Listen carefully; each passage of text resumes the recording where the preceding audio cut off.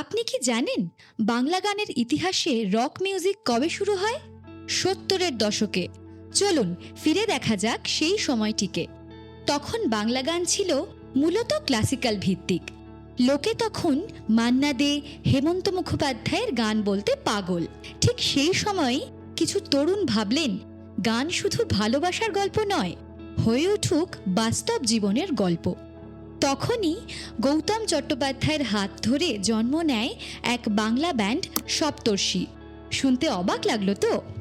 হ্যাঁ, সপ্তর্ষি প্রথম নাম হলেও পরে জীবনানন্দ দাশের ঘোড়া কবিতার একটি পংক্তির থেকে অনুপ্রাণিত হয়ে নাম হয় মহিনের ঘোড়াগুলি।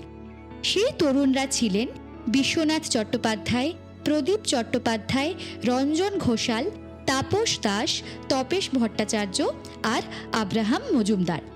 তাদের গান ছিল একেবারে আলাদা।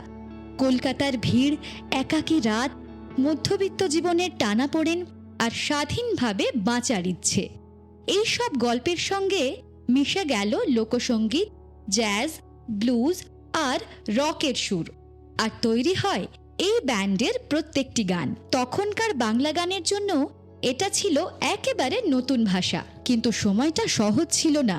অনেকেই এই নতুন সুরকে মেনে নেয়নি, ফলে 3টে অ্যালবাম রিলিজের পর থেমে যায় যাত্রা। কিন্তু তাদের ভাবনা থেমে যায়নি। প্রায় 20 বছর পর 1995 সালে তারা ফিরে আসে, আবার বছর 20 পরে অ্যালবাম নিয়ে। আর সেই সুরই ধীরে ধীরে পথ দেখায় নতুন ব্যান্ডদের, যেমন ফসিলস, ক্যাকটাস, যারা শহরের বাস্তব জীবনকে গানে তুলে ধরে নতুন যুগ শুরু করে। এভাবেই শুরু হয় বাংলা রক মিউজিকের গল্প, এক নীরব বিপ্লব হিসেবে।